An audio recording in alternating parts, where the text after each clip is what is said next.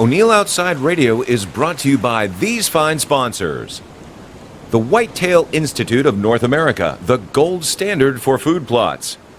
Realtree, camo hunting, fishing, and land management products. Tough Shed, great storage sheds and custom buildings. Works, power and garden tools. Fisher's Choice, the ideal solution to live bait. CVA, quality muzzleloader since 1971. QDMA, Quality Deer Management Association. Arctic Ice, the most durable, versatile, and effective cooler packs available. Furminator, the finest food plot implement on the market. And by O'Neill's new gun reel and marine oils, naturally the best. Good morning, boys and girls, from Black Powder headquarters at Three Falls Cabin in the North Georgia mountains. CVA presents Realtree Radio. Welcome to a brand new, unused Saturday morning.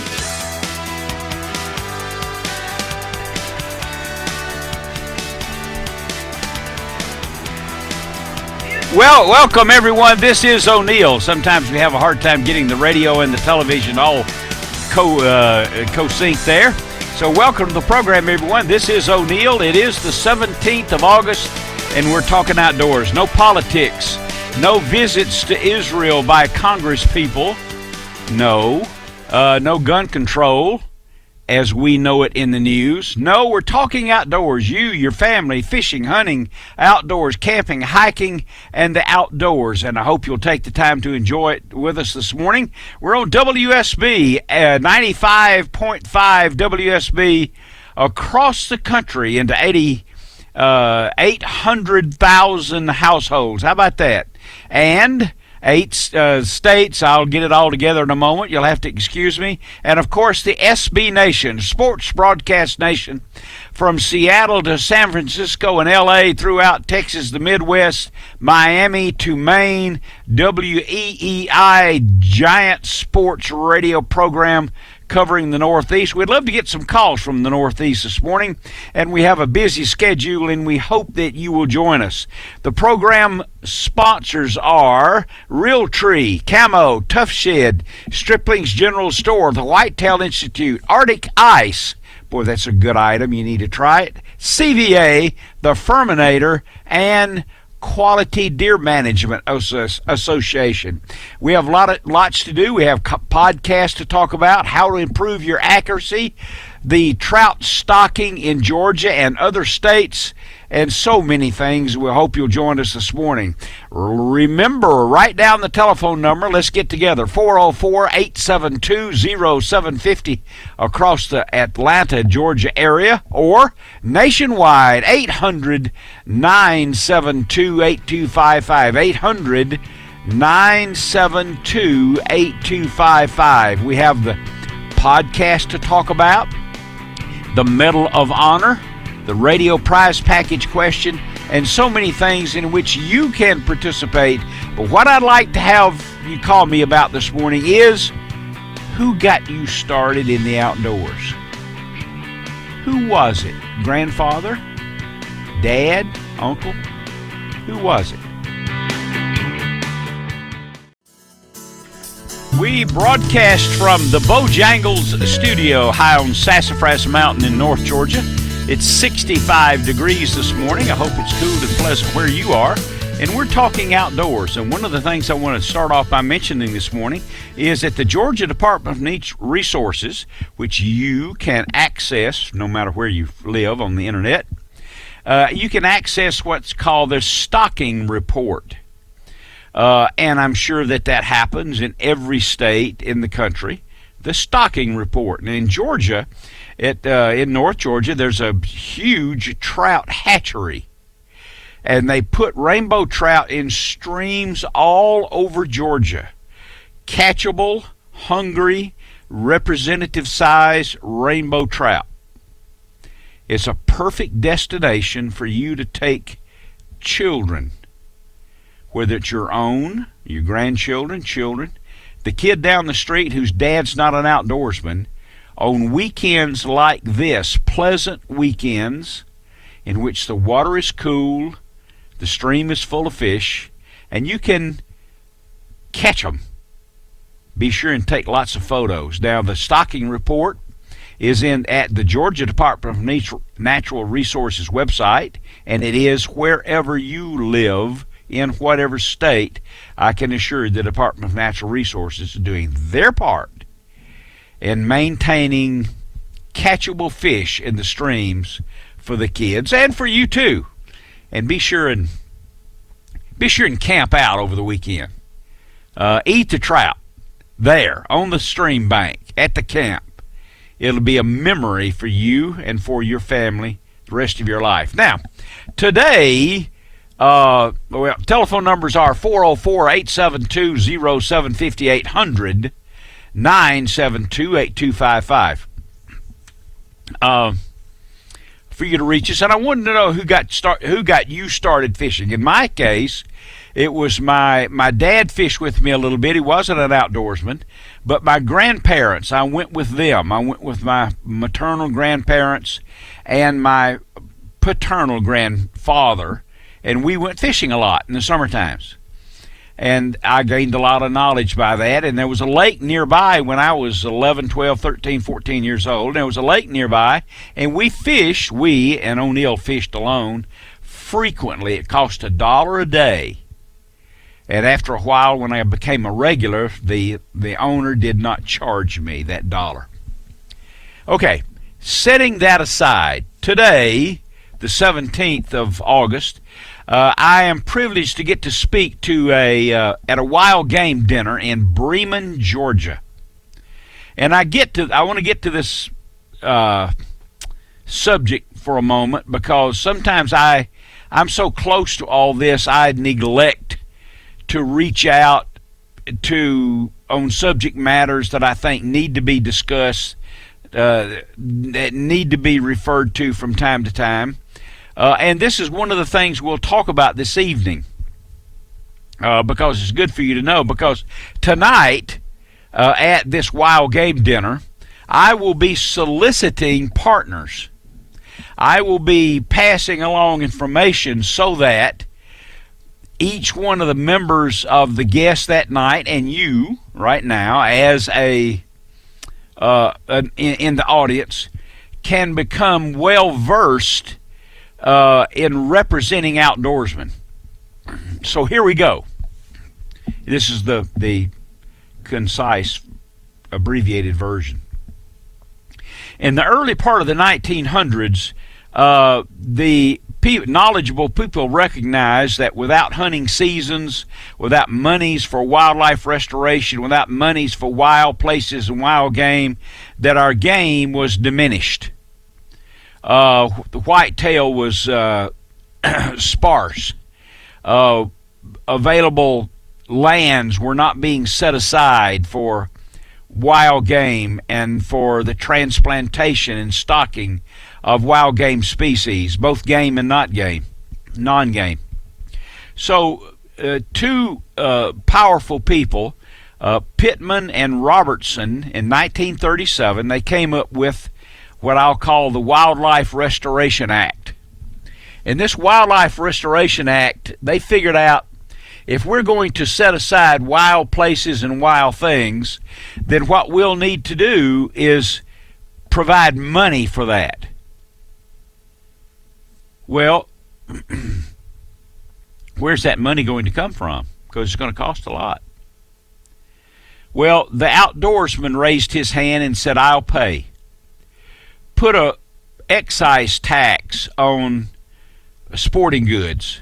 Charge for licenses, fees, tags, permits. Raise money for wildlife.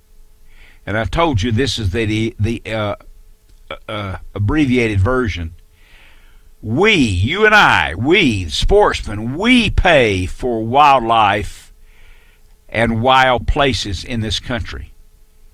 The Pittman-Robertson Act, and we're going to talk more about that later. Right now, it's 18 after the hour, and Wade is calling. Let me bring him up correctly. Wade is calling from Bowling Green, Kentucky. Good morning, Wade. Morning, O'Neill. How you doing, buddy? I'm doing outstanding. How about you? Did you know about the Pittman-Robertson Wildlife Restoration Act in 1937? About 2 years ago, you brought that up. I remember you telling about it. I knew that's where the money come from. That's exactly right. I'm glad you know. You brought it up a couple of years ago about. Well, right after I got up here to Kentucky, you brought that up. Okay, good. But the trout fishing is totally funded by that trout stamp. Oh yeah, absolutely. And it means, if that's the best $5 you'll spend every summer, because you get to go get in that cold Chattahoochee River and cool off and catch you some good dinner. That's exactly right. Yeah, we pay for it all, and that trout stamp goes directly to that effort. Absolutely. If it weren't for us, it wouldn't be any trout. That's one of my favorite things to catch. Papa had the last house on the Chattahoochee River in the mountains. Uh-huh. It was David Hill. We grew up together like brothers. We were about 5 months apart, and Papa had the last house on the river. Oh, boy. We What a great memory. With Miss Butel in the corner, with a creek running on the road. Uh-huh. Then after that was National Forest. And the truck go up the road, and there'd be two little 1972 mini bike 50s chasing that truck up to see where he stopped. And then we'd come back and get our fishing poles. Good for you. What a great memory. Do you have any photos of that, Wade? I have just figured out how I can send you. Remember I told you a little about my daddy several times? Yes. My aunt's got a scanner. Oh, and I'm boy. I got to do some. They need some of the pictures I got. I got Grandma's photo album. And I'm going to download them on a CD, and I'm going to figure out how to email them to you. If I can't email them to you, I'll just mail you a CD of my daddy with all them fish him and Clifford Craft used to catch. Mm-hmm. The whole front porch was covered in white bass. I would love to see it, and I do appreciate the effort, and I'm glad you understand. And I've only got a few seconds here. Do you ever have the opportunity and take that opportunity to tell someone else how all that happened? About the No, but I'll make effort to do it, because I'm fixing to go on a trip to the Cumberland. Wolf Creek Dam comes out of Lake Cumberland, and they got some monster trout up there. Fantastic. I'll get to meet some new people. I think we're gonna take a guide first time, and then we'll take a guide. I'll get my buddy Kyle to bring his boat up, and we'll go do it. Oh boy! Well, you make some great plans, Wade. Yeah, that's retirement's pretty good. You betcha. Shall I put you on hold for you? Stick around for the hold rest on of the now, show. because I can listen to you better. And Gary got back last night, and if I got the computer up loud enough for me to hear it good, I'll wake him up. Mighty fine.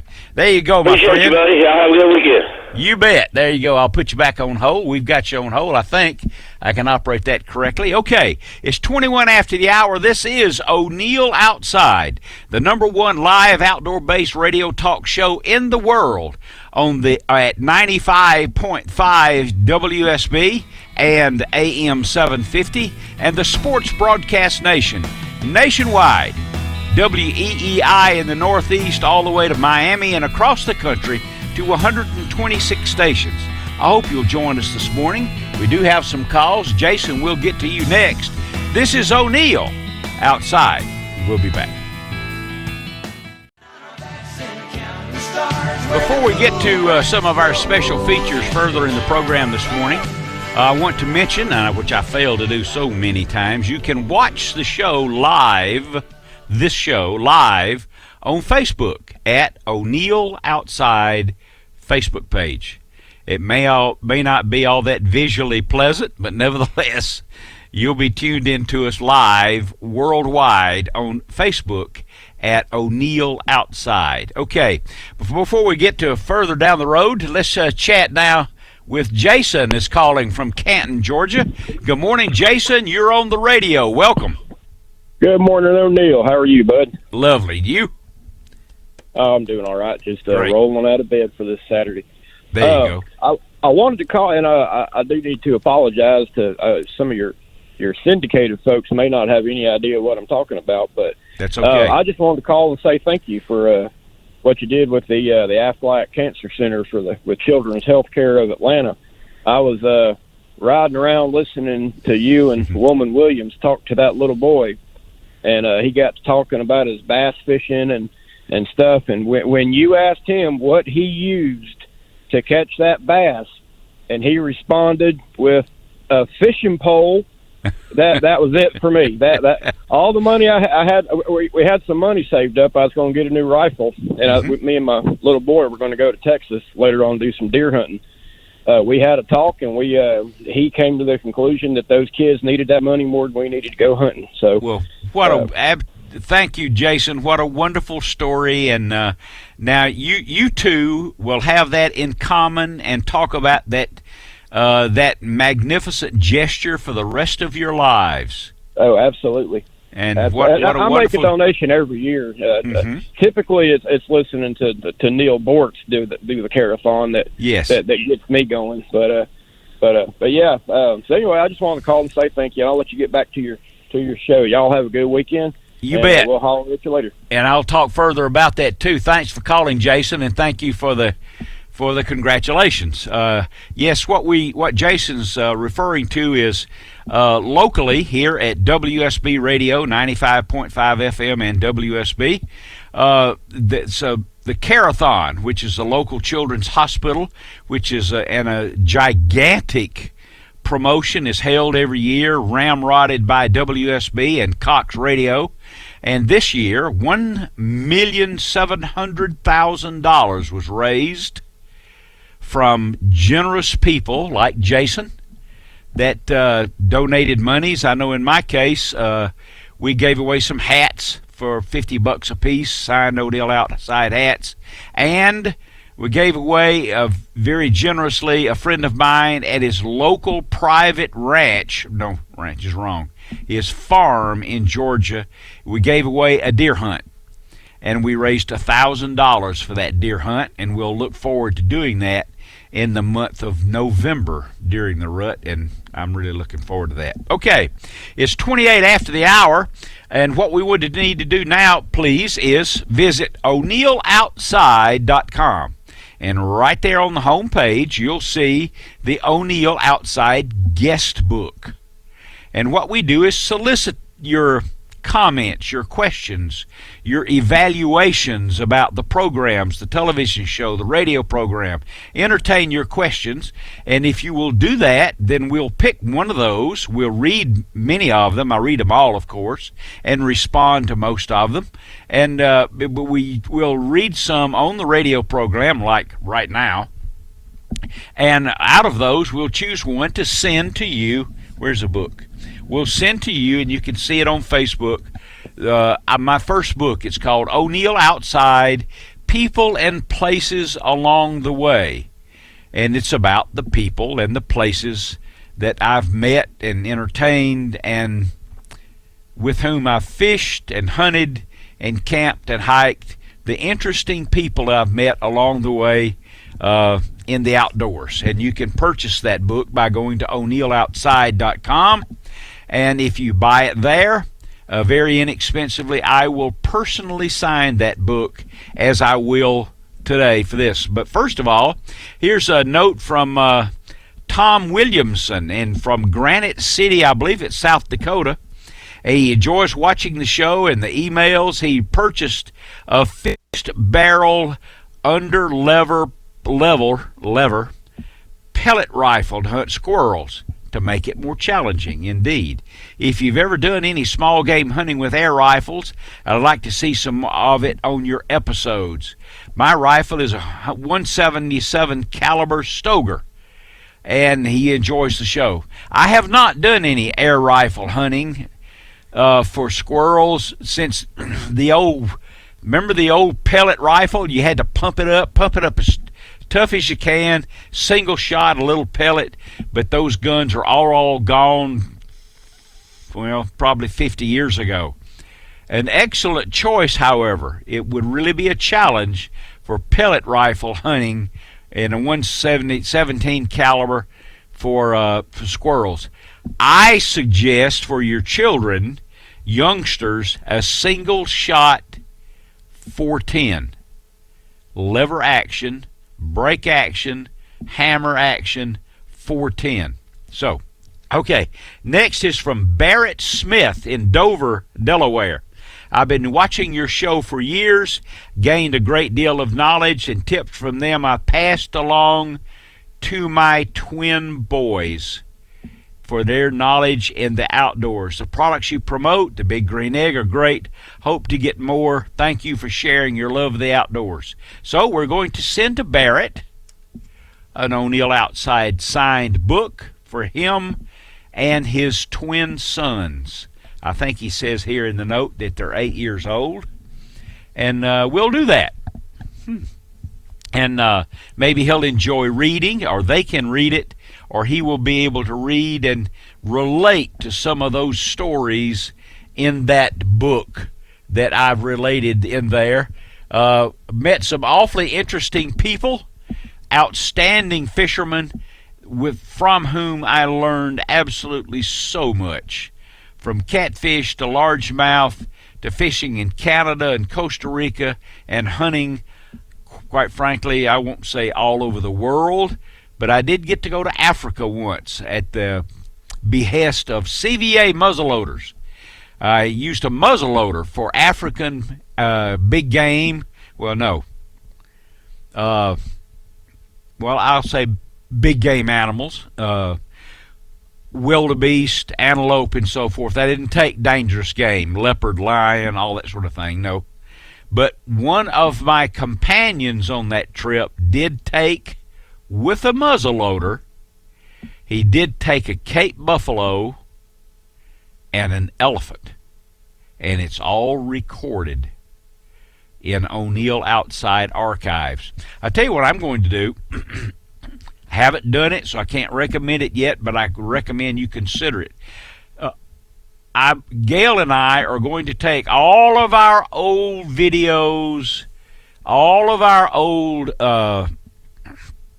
photos, and we're going to send them to one of these places that put them on a thumb drive and DVDs. What a great idea, because we are out of the equipment whereby you can look at all of that. It's in books and it's in albums and so on. So we're going to take all that. Gail has that assignment. We'll see how long it takes to get done, but indeed Gail has that assignment. So visit o'neilloutside.com, leave a note, make a comment, offer a question, and if we use it on the show and we point to that as the recipient of the O'Neill Outside book, I won't call it a novel. It's not a novel. It's not the great American story. It's just fishing stories, and more importantly, I think the most interesting part are the people, the hunters and fishermen that I met and got to go to the lake, to the pond, to the stream, to the woods, and deer hunt, turkey hunt, and all of those things. And I think you'll enjoy those unusual characters. And it's an instruction book also. The next book is going to be an instruction book. It's going to be called Where and How. Well, maybe. Something like that. This book writing stuff, it's fun, but it's really nothing new. You have to want to read about O'Neill and these guys and these places and these people to enjoy this book. This is not it's not Hemingway, it's not Faulkner, it's not anything of that nature. 35 after the hour, 404-872 0750 800-972-8255. Let's see if we've got time we don't have time to talk to Milton, so I'll ad lib here for a few minutes. Milton's on the line, and we want to talk to Milton. I'm sure he has something that's awfully interesting for us to discuss, but I'll wait a couple of minutes after the break, and we will talk to Milton. Our telephone numbers are 404-872-0750, or outside the Atlanta calling area, it's 800-972-8255. I do have a minute, and I want to mention the following: a personal recommendation of one of our sponsors. About 3 or 4 months ago, I started using what's called Arctic Ice, ARCTIC, Arctic Ice. It's these plastic containers of fluid, not water. Plastic containers of fluid that you freeze, and then you use them in your cooler. Now, it lasts and lasts and lasts. and then you just put it back in the freezer when you return. You don't have to buy ice anymore at all. So, consider it. Arctic ice has come in various sizes, keeps everything cool, cools everything down, and it's beautiful. Almost 37 after the hour. I got to get out of here, and then we'll talk to Milton when we return. 40 minutes after the hour, you're listening to O'Neill Outside, and now we'll be privileged to have a conversation, I think, with Milton Crabapple. Good morning, Milton. How are you, sir? O'Neill? Yes, sir. Milton Crabapple. Yes, sir. How are How you? you doing this morning? I'm just doing outstanding. I got 4 hours sleep last night, and I feel great.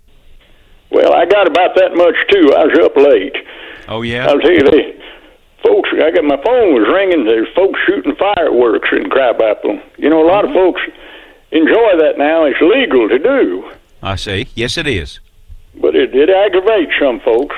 But it don't aggravate me much. I like fireworks. I always have, ever since I was a little kid. Me and O.C., we used to love playing with fireworks. I see.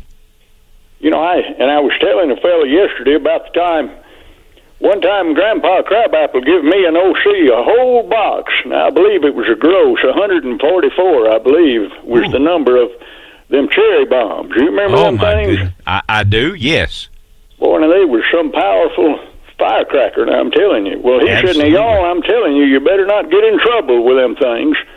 So we said, well, we won't. So we was out of shooting them. Now, my brother had to go to the outhouse, so we went in there, and he lit one of them things and dropped it down in the hole in the outhouse. Uh-oh. Well, that thing made a big thud when it went off down in there, and we thought it sounded funny, so we dropped another one down in there.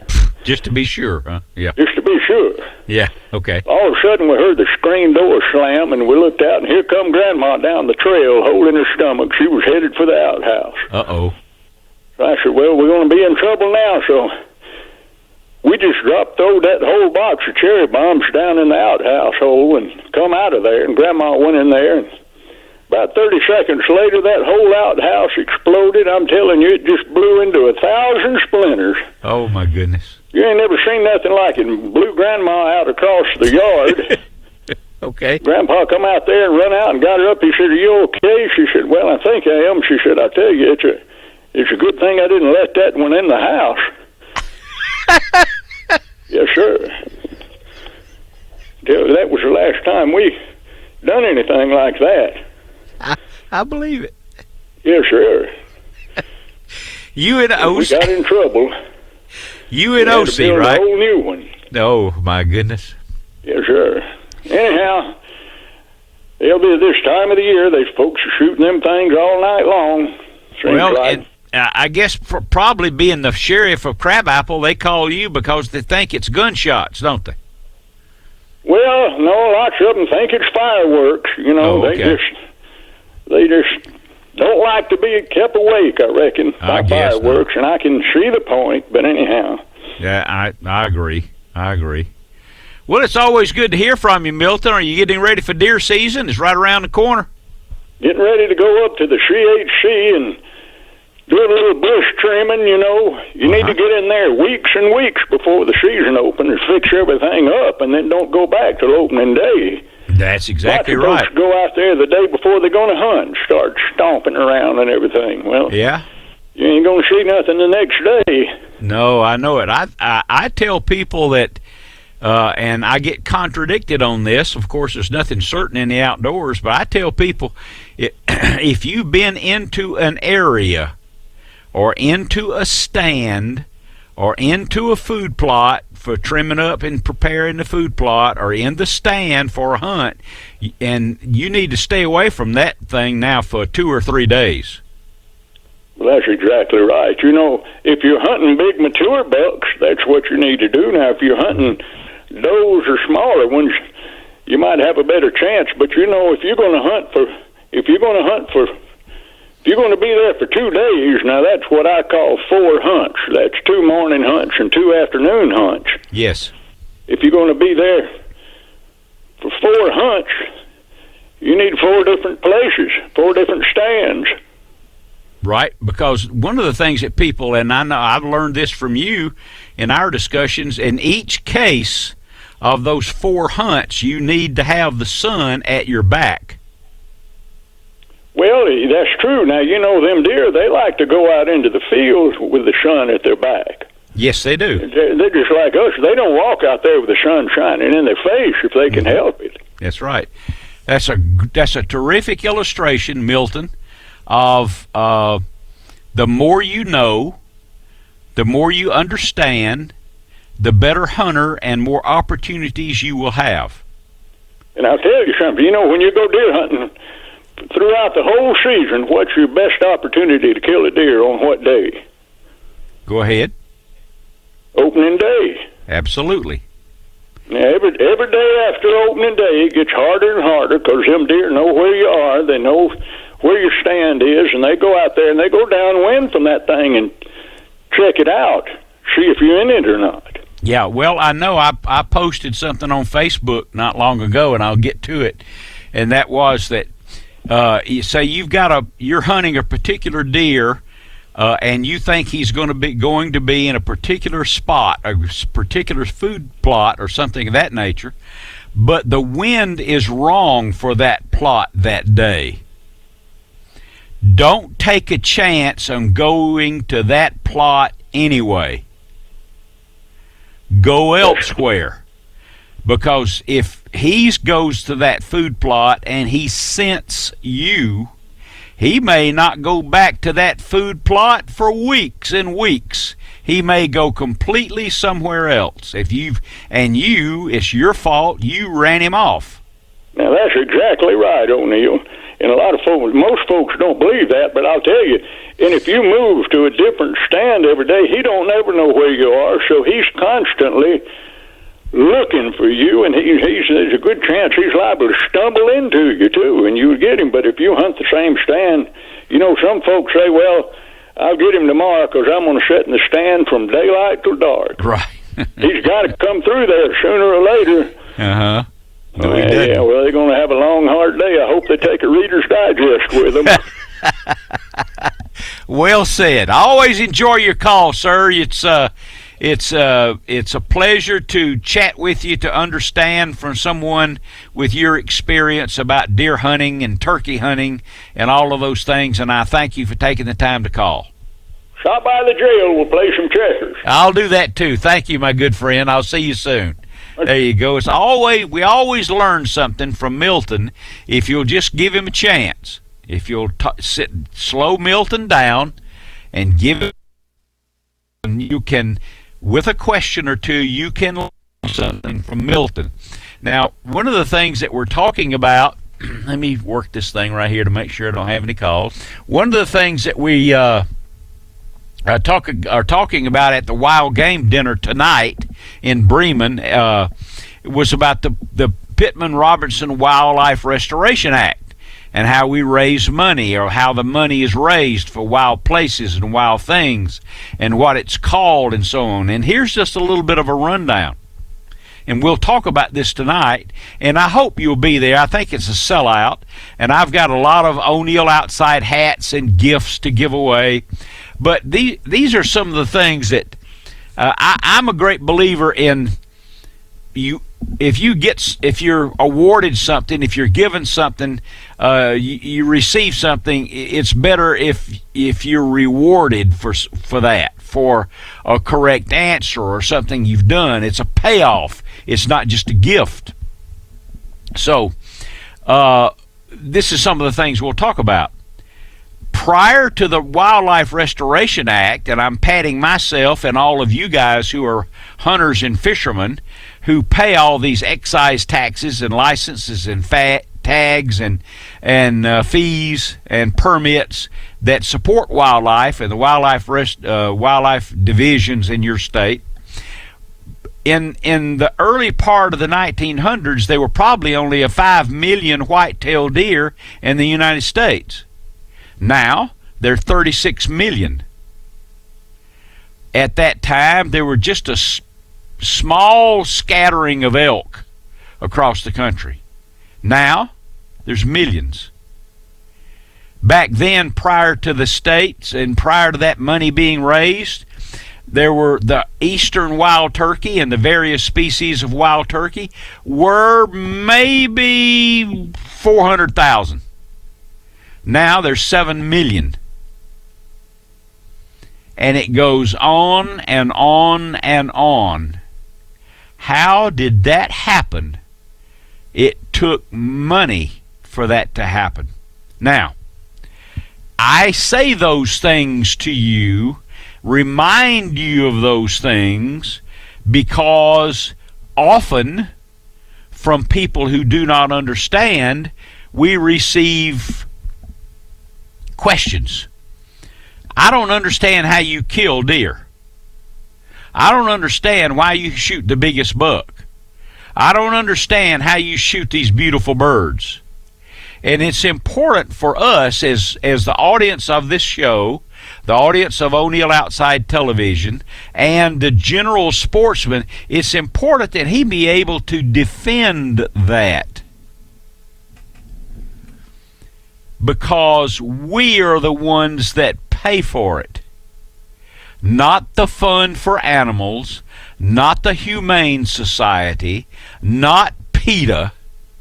No.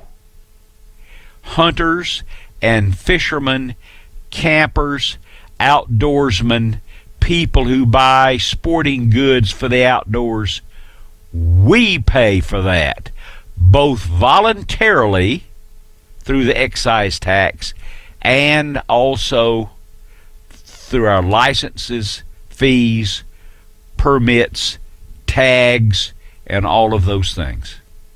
Are we doing a good job? I haven't hunted worldwide, but I would tell you, outstanding.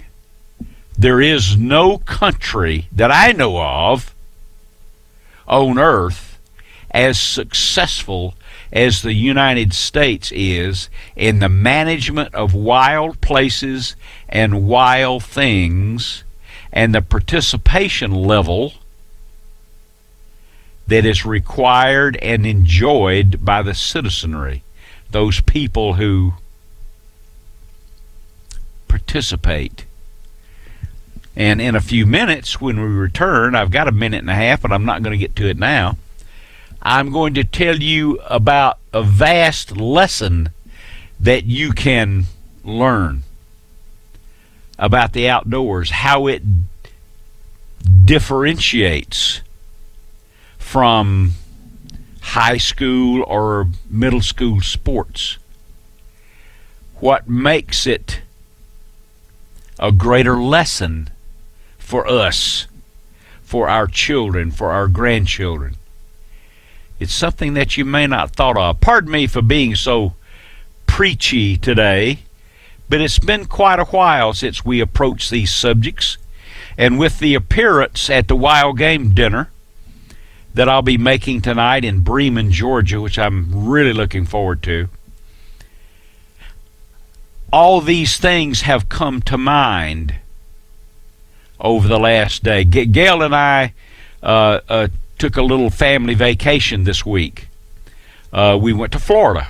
Florida's a great vacation site. And during that return trip, a 9-hour trip yesterday, we had a chance to discuss these things. I depend on Gail to critique me, because if you don't watch it, I'll say the same things over and over and over and over again, which you may have witnessed on this radio show before. I can't help it. I only know so much. But we'll get to all that when we return. This is O'Neill. You're listening to O'Neill Outside, Saturday mornings, 4 a.m. to 6 a.m., live on the SB Nation Radio and 95.5 WSB and AM 750. And we appreciate you joining us on the program. 404-872-0750, 800-972-8255. Now, we've got a busy second hour that I hope you'll join us. We have the radio prize package and a lot of other topics to discuss, along with the Medal of Honor tribute, of course. But before we get there, I want to finish my discussion, if you will, please allow me to entertain another lesson to be learned from the outdoors, okay? Whether you're in Little League at 11 and 12 years old, I was, all through high school with a multitude of sports, and a lot of you have, and were, and successful at it, I congratulate you. But you know something? Every time there was an infraction, every time that you made an infraction on the football field or at lacrosse or at a basketball, you fouled, there was somebody there to enforce the rules. And you learned by that. It didn't take many times for you to foul somebody in basketball that you learned you couldn't do that because he got foul shots and it hurt your team. It wasn't long before a holding in a football game that you learned that holding would get you a penalty, and there was a guy in a red and a black and white striped shirt, they would throw a flag on you. But here's the lesson about the outdoors. There's no one there. There are rules? Oh, of course. Limits, hours to be able to hunt and fish, places where you can hunt and fish, baits to use, rifles to choose from. They're all manner of outdoor rules. But you know something? You're on your own. It's you that governs your activities in the outdoors. And it'll carry you all of your life. This is O'Neill, another hour of outdoors headed your way. I'm going to go get coffee. You stay right there. Good morning, boys and girls, from Black Powder headquarters at Three Falls Cabin in the North Georgia Mountains. CVA presents Real Tree Radio. Welcome to a brand new, unused Saturday morning.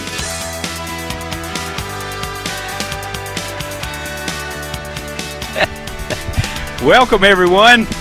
Radio will catch up with us just a moment. It's 6 minutes after the hour. This is O'Neill with O'Neill Outside. Here's O'Neill. 4 a.m. to 6 a.m. on Saturday mornings on 95.5 FM WSB 750 on your AM dial, and the Sports Broadcast Nation from Maine to Florida to Seattle to San Francisco and L.A. and all across the country into 126 stations. And I hope you'll join us this morning. It's 7 minutes after the hour. East Coast time, it's 7 minutes after 5. This is a 4 a.m. to 6 a.m. show. So wherever you are, and I'm encouraging you here, that's my job, to encourage us now to set politics aside. All right? Set finances aside. Enjoy the weekend with your family. Go on a fishing trip, a hunting trip, a simple walk in the woods, a hike, whatever the case might be. Set aside business as usual and enjoy the outdoors. You'll find it forever more changing, forever more delightful, and versus team sports and team activities, which aren't bad. I'm not throwing rocks at them. I've participated all my life. But I can tell you a simple little quail hunting trip, a deer hunting trip, a visit to the local pond with your grandson, it's just you two. Leave the cell phone at home or leave it in the truck and make the trip a couple of hours, take you some Fisher's Choice baits and catch a couple of little brim. Be sure and take lots of photos. 404-872-0750, 800-972-8255. We've got another hour of outdoors headed your way with lots of recommendations, some idle talk, some calls, and the Medal of Honor tribute, and we'll be back. One of the networks that we're privileged to have joined a couple of months ago and expanded our coverage so dramatically is WEEI out of Boston. and we frequently get calls from New York. And if I can understand him, we'll talk to John now. He's calling from New York on O'Neill Outside. Good morning, John. Greetings from the Catskill Mountains, where it's a beautiful time of day. It's my favorite. It's starting Good to for get light you. in the east. Yes, indeed. Yes. Glad you called, sir. What's going on with you? Tell me about it. Well, I did read your book, and the one story in there about your grandfather and you walking along the railroad tracks and down to the river, and you stopped to drink the spring water from the rocks. Yes. Yeah. Well, many a farm up here was started by first finding springs, and then they built houses, the old farmhouses around the springs, because you got to have water. And this old farmhouse is not different from many others. There's a main spring that feeds the house, and there's an upper spring up on the mountain. And many years ago, I used to make a habit after dinner of walking up to the upper spring and eating some spearmint leaves and drinking from that spring and sitting on the rock where the spring Good came for out. you. Watching the deer and such. So I made a habit of that, and one day I went up there and did just that, ate the leaves and drank from the spring and sat on that rock, and I was sitting there and I noticed something a little different. It was a woodchuck sticking his head out from under that rock that I just drank out of that spring. Oh, how about that? He must have seen me coming and ran under that rock. And I just hope I didn't scare anything out of him when I drank from that spring. No, probably not. What a great memory. Oh, and yeah. I appreciate you calling. What did you? I'm soliciting a comment here, but please be honest. What did you think of the compilation of stories in O'Neill Outside book? I thought it was great because it's amazing how people in your lives affect you. Each and every one of us, and we don't really realize that until people have passed and we're at their funerals. Yes, and it's not the time to have recognition. Then it's when they're living, is to give them recognition. I especially enjoyed writing about my father's father, or my grandfather on that side, because he was a primitive Baptist preacher. Do you remember how he dressed during our fishing trips? Like he was going to church. Yes, he did. He had polished shoes, dark socks, a vested suit, a starched white shirt, a tie, and a straw hat. And we fished in the ponds here locally in Georgia. And I felt so privileged that he had invited me to go fishing. Yep. I do Great appreciate times. your kind comments. Great times to reflect on. Hey, I got one story. Just quick. We talked about in the past about smoking myself to cover my scent and such. Yes. Now, this time of year, many years ago, I went to sit out in the bottom of the field to watch a deer come out, and I'm walking across the field, and I smelled the thyme flowers that when I was walking across the field, and I said, boy, I'm going to crush them all over me and to cover my scent to watch the deer. And it worked so good that I'll never Wonderful. use it again, and I'll tell you why. I had the bees and the hornets landing all over me. You were not a cover anymore. You were an attractant. You got that right. Well, that's interesting. That's interesting. What station are you listening on with us today, sir? I am still listening on WSB. Okay. I tried WEEI, and out of Boston, I can't pick that up, but I could pick up Atlanta, Georgia, believe it or not. How about that? I'm not surprised. We cover 38 states on Saturday mornings. Yeah, well, I'm happy to have you. Good deal. I appreciate you taking the time to call. You bet. Take care. You bet. Congratulations and good luck to you. There you are. Here's here's Andrew. Andrew's been holding on quite a while. He's calling from Snellville, Georgia. Good morning, Andrew. How are you, sir? How you doing, O'Neill? Lovely. I wanted to tell you this, and that guy from New York, and listening out of Boston and that radio station, you said that when we were kids in Decatur, I'm from Columbia High School, and you went to Southwest Gab. Right. I won a prize package for answering Oh, good. for you and Gail. Yes. That's where y'all met at Southwest Cab, right? Well, actually, we were in the 6th grade, but we Yeah. did not become acquaintances until high school. That is correct. Okay. Well, what I wanted to tell you is that when we were kids, back like you were just talking about, Uh-huh. my mother was born in Colbert, New Hampshire, and my father was born in Boston. Mm-hmm. And we every summer we would take a 2-week vacation, and we'd drive to Boston and stay for a week, and then we would go to Colbert, New Hampshire. And my grandfather and my father, and there were 4 boys, and that's where I learned how to trout fish. And I'm gonna tell you, O'Neill, it's the prettiest. It's not nothing like the Chattahoochee River below the dam. Mm-hmm. But, there's a place, I don't mean to jump around, but, also, I don't know where you live up there near Clayton, but we used to go up, this was 40 years ago, up to Clayton, and we would take War Woman Road and drive out east to the Chattooga River. Yes. And we used to camp and trout fish there.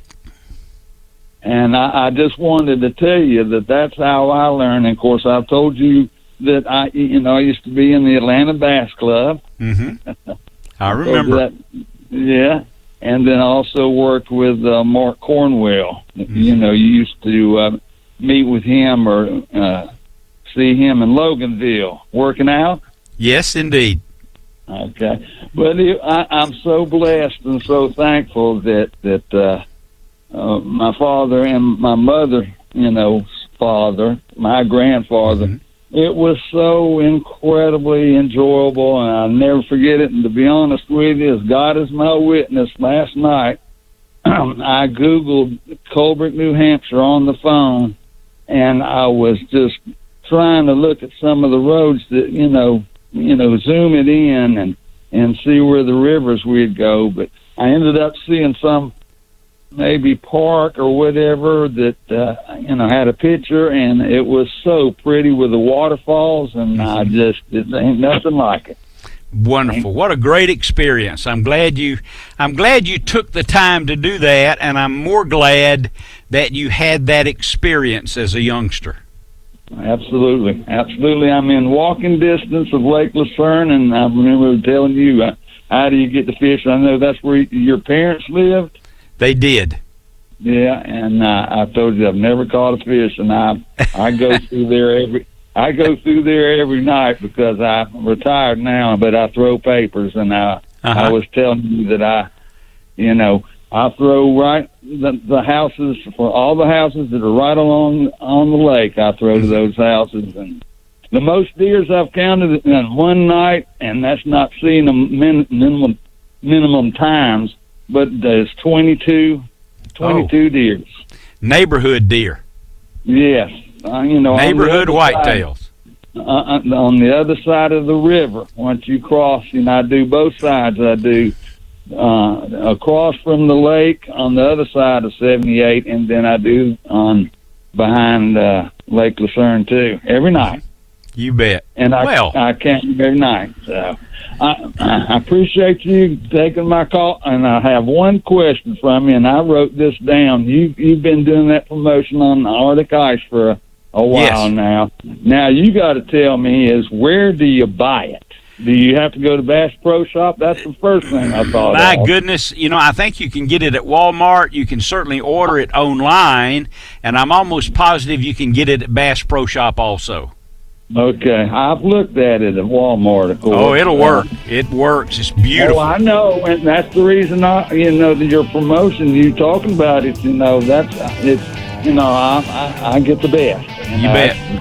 I do, and I've got it written down here on my notepad here to ask you about it before you even did the commercial on it. Mighty fine. Yeah. Andrew, I got to go, pal. Listen, stay in touch, and thank you for calling. Hey, have a ball in Alaska. 25 after the hour. We've got a couple of calls we need to get to right away. Then we'll have the Medal of Honor tribute. First of all, let's talk to Mac. He's been holding on quite a while there, sir. Good morning. Good morning, O'Neill. How are you? Good. You headed for the pond? Yep, I'm almost there, dude. Okay. Well, I noticed on your Facebook pages you've been really catching them, hadn't you? Man, it's been good. We've had the lake's fished well all year, but this summer it's been very, very solid. It's been great. And when I say that, I assume people will already know what size we're talking about. So we're talking about stripers, and give me some of the sizes that you've been catching in the last couple of weeks. Well, Lanier right now, we went through a period, and a lot of people don't know this, but from years 9, 10, 11, and 12, the fish that DNR stocked had really, really low survival rates. And that would be your fish now that would be roughly 12 to 22, 24 pounds, which when you miss 4 year classes, that's kicking the teeth. So we don't produce a lot of big fish. Now, we've caught a few big ones, but it's not like the lake was in the past. So basically, we're catching a lot of 5 to 10 pound fish. The numbers are fantastic, but we don't get as many of those great big fish as we used to. It'll probably come back, and it's still a good solid fishery. I mean, I'm not caught near enough 10 pounders to be mad at them yet, so it's good. Okay. But it's a little bit, the population dynamics are a little bit different than they have been in years past. Okay. All right. I have a question for you. Okay. All right. This is the opportunity for one response. Ready? Okay. Yep. What is the biggest mistake a summertime bass or striper fisherman mistake? What's his biggest mistake that he makes? Not fishing deep enough. That's what I thought. Particularly Me too. bass Doesn't fish deep enough. Yeah, so many times I've heard you say it. If you're up here, particularly Lanier, but particularly spotted bass lakes. How about that? They love deep open water. So if you're fishing the bank, you just need to turn around and fall off the other side. Yeah, the fish are behind you. Yeah, they're behind. They're either under you or behind you, depending on how shallow you are. So exactly and it's right. Also, it's not so much deep. To clarify it, sometimes it's fishing open water as opposed to the banks. And that's definitely the case on Lanier offshore stuff, big long ridges, high spots out in the middle of the lake, that type of thing. So yeah, it's use your map. I love the Lake Master charts because you can highlight the features in the lake that are in the middle of the lake. You can highlight a color, so you can see all the high spots. If you say, okay, we want to make everything 30 feet, we can highlight that with a color. So use your cartography, though, and that makes that a whole lot easier. That's important. Very important. One other question. Of the percentage of people that you take fishing every year, and first of all, let me ask you, how many days do you fish stay on the water? I'm probably fishing now around 180, 200. The lure business is kind of taking me off the water a little bit, but I'm still out there. Okay, out of those for a nice even number, those 200 trips, what is the percentage of those trips where people will say, teach me how to fish, not just catch them? Oh, it's probably close to 50. That's good. Yeah, a lot of people, they're wanting to learn to fish in general, or they're technique specific. They want to go catch them power reeler. They want to catch them with a plastic worm, or it's a very targeted specific thing, or maybe they want a sonar lesson. Show us how we use our sonar and that type of thing. Yeah, I get a lot of that. Okay. Well, I've always advocated that. So how shall people get in touch with you, sir? You can call call us at 770-271-0851, or you can always find us online at Captain Max, CAPTMACKS.com.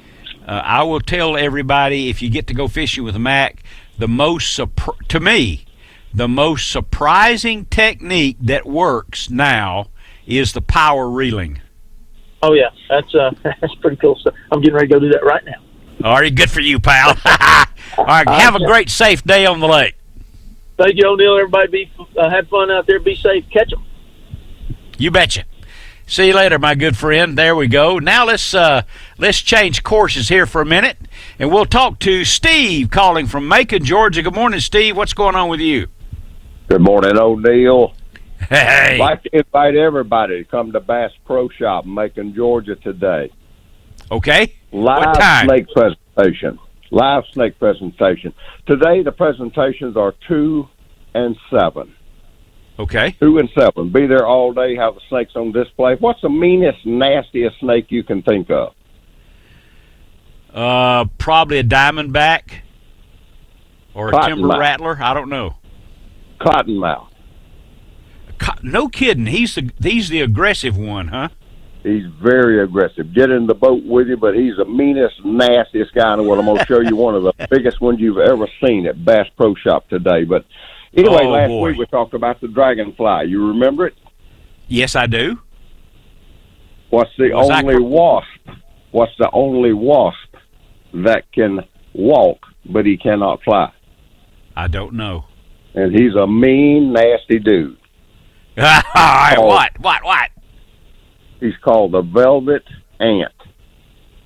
Some people call him a cow ant, but he's actually a wingless I've heard that wasp. before. I've heard that terminology before. He's a bad dude, but anyway, enjoying the show this morning. Just want to shout out. Well, thank you very much. Everybody... Pardon me for interrupting. I'm glad you called because I wanted to encourage everybody to go to the shows today with Steve Scruggs and the Snake Show down at the Bass Pro Shop in Macon, Georgia. And I think to me, what's important is for people to that you can educate people to the such that they're not afraid of all snakes. Right. You identify the good snakes and the ones that you'll steer clear from, but most of them are good snakes. I know I've got some gray water snakes up here and some black rats, and they're friends. 98% of what you run into in the wild are non-venomous, and here's what a whole lot of people don't know. The non-venomous species in Georgia are protected by Georgia law. Against the law to kill a non-venomous snake in Georgia.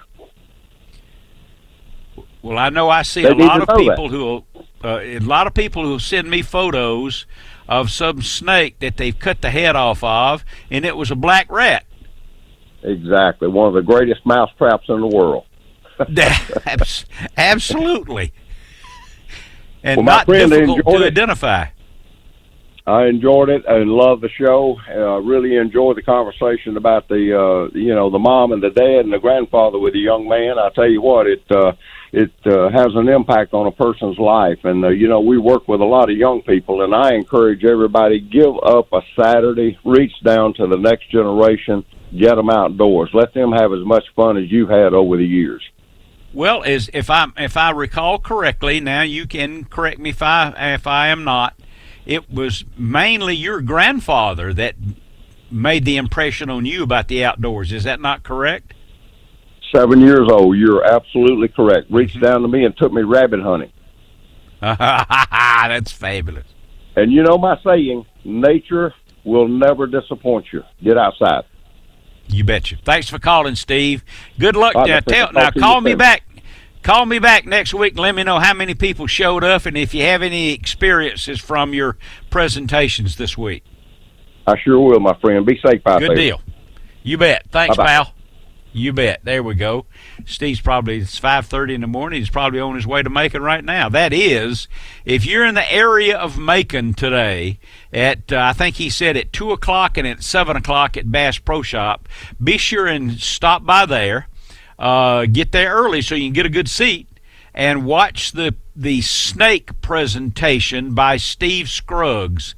He is a snake expert, and there's a wealth of knowledge about snakes and prevention and which snakes are good and which snakes are bad. And just like he got through saying, 90% of them are good. Now, I will tell you that I don't have much. We have copperheads up here in the mountains at Three Falls Cabin, but if I see one, I just kind of get a broom and scoot him off into the woods. As a matter of fact, I bought a snake, a long-handled snake catcher, and I'll just catch him. I mean, he's not going to run me down and bite me. So I'll just catch him and take him off and put him out in the woods and let him go someplace else. I have never been bitten by a snake, but I have had one killed here at the cabin, but it was a timber rattler, and he was on my front porch. I didn't think that it was a good idea to have a timber rattler on the front porch. So, far be it from me to allow that to continue, but we do have timber rattlers here in the mountains. 404-872-0750. 404-872-0750, or outside the Atlanta Collie area, 800-972-8255. Do I have time for this? I do. Okay, the radio prize package. You have to be 18 years old. You're not having won one before, you'll get a Bojangles gift card, Swaggerty's Farm Sausage, a Whitetail DVD, an Angler magazine, a Real Tree hat, Data Sport Fish and Game, Fishing's Choice Baits, a Thunder Chicken by Mark Noble, Thorogood Boot hat, Arctic Ice freezer packs, bug bands, and a True Turn. The question is, the first caller to answer the following question correctly gets the radio prize package. And the question is, who was the Medal of Honor recipient that we described last week?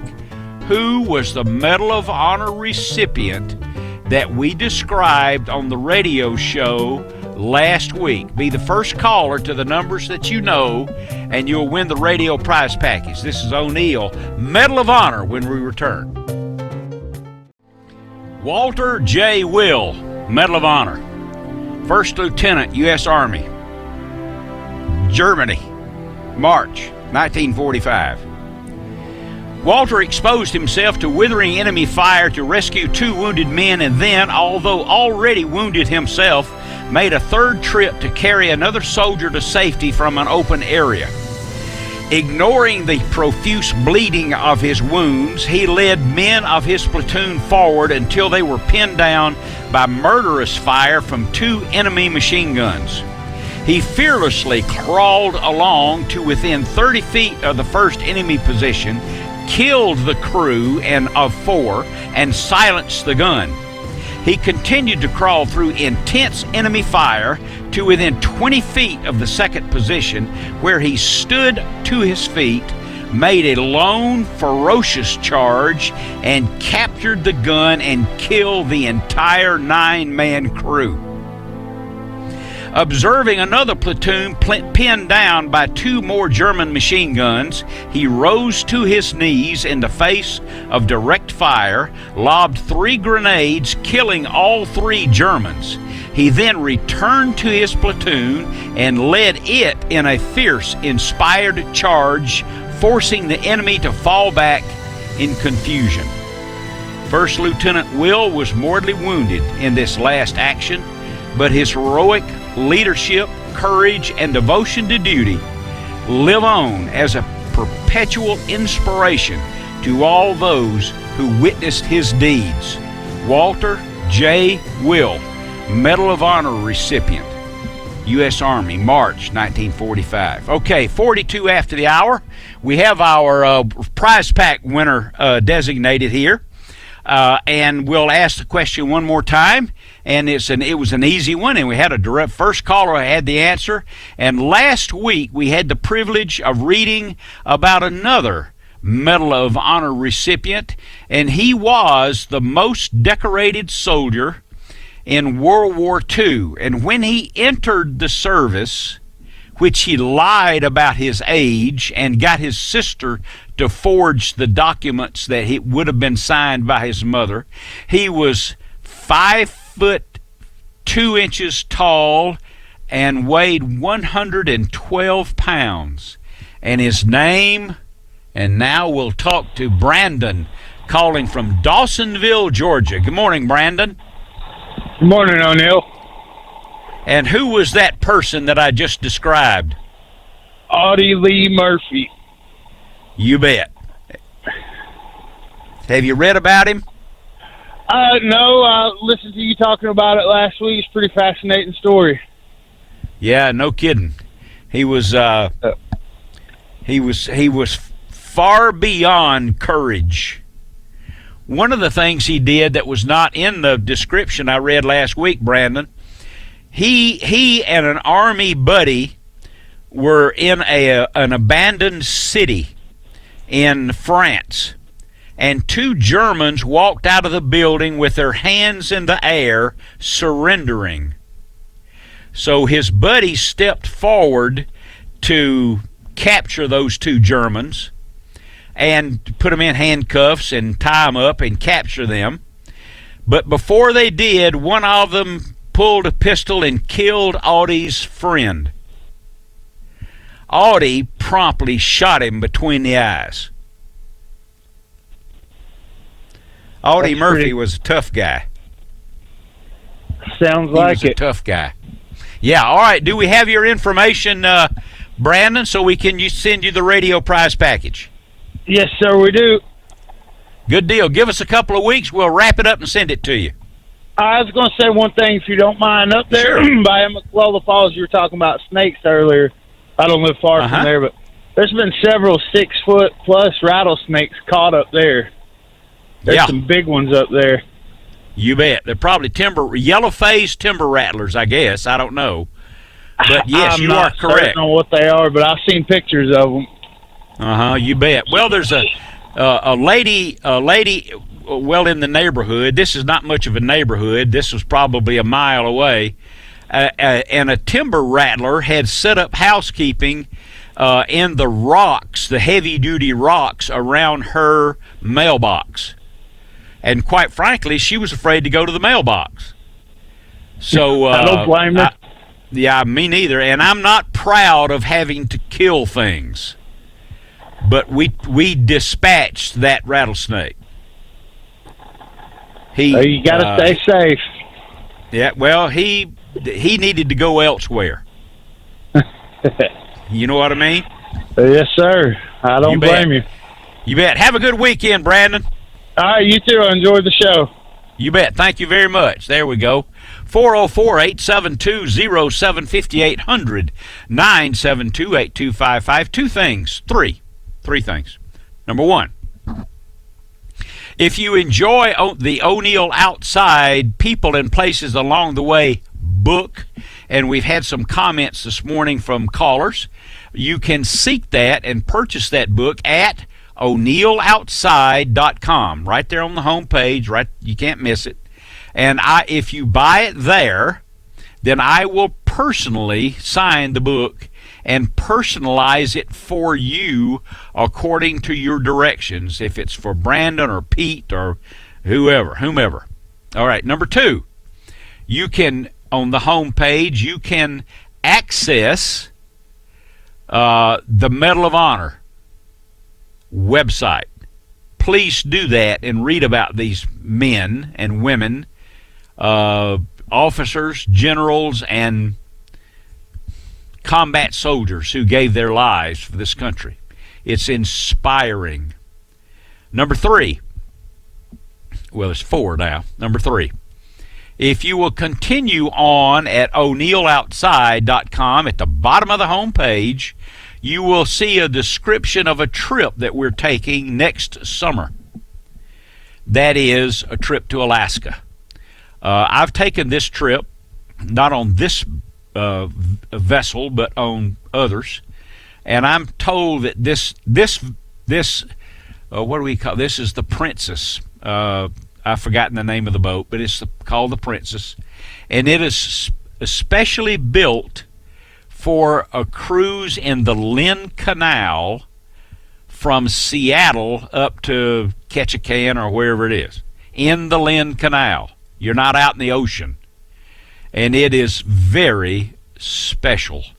I would like for you to go to o'neilloutside.com, bottom of the home page, and read about it.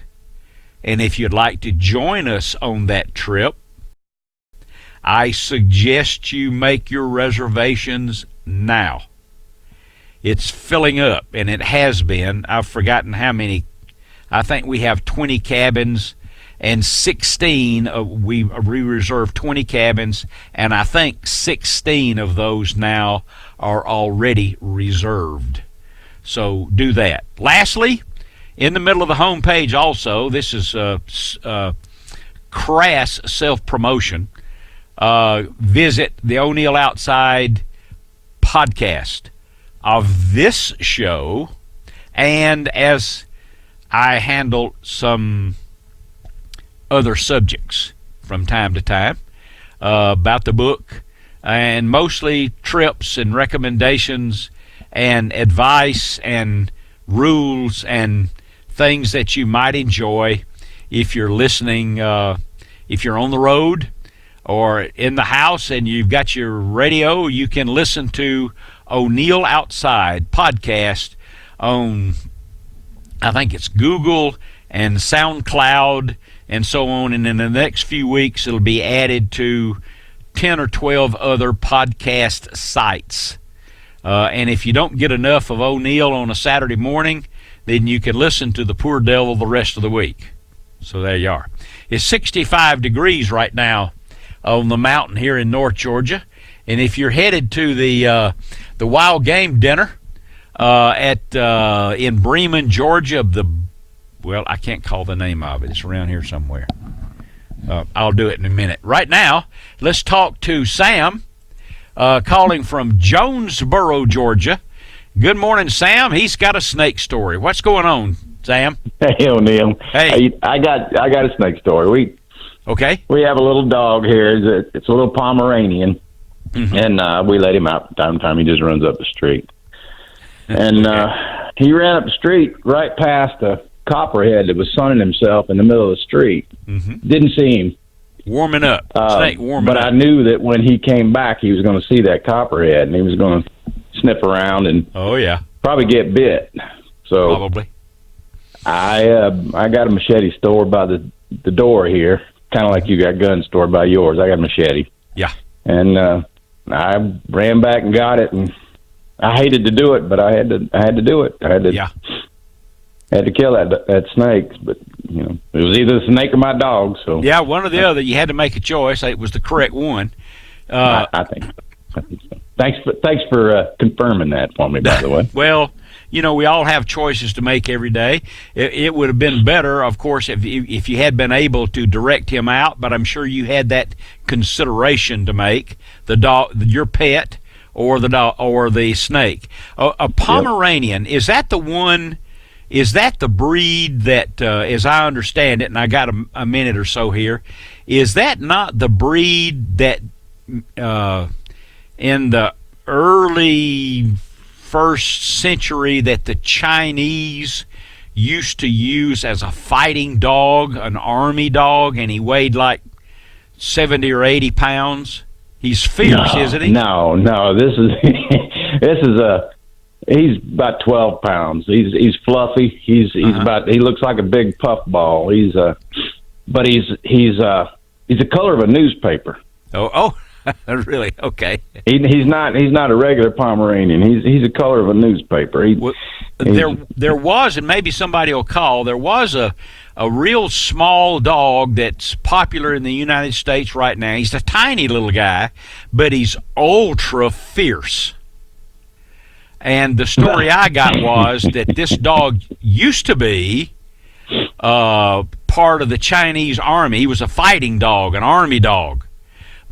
Well, Max thinks he's ultra fierce. I'll just tell you that. He maybe it was because when military hardware or weaponry became more useful, they rebred that dog down to a tiny little guy. Well, he got his comeuppance about 3 weeks ago. Pit bull. Oh, a pit bull in the neighborhood got out and got him. Oh boy. Yeah, got him. Had him. I walked out of the house and that pit bull had him by the head. Oh, shaking him like a rag doll. Oh my goodness. Left a memory mark on his ear, but he's okay. I'll bet he did.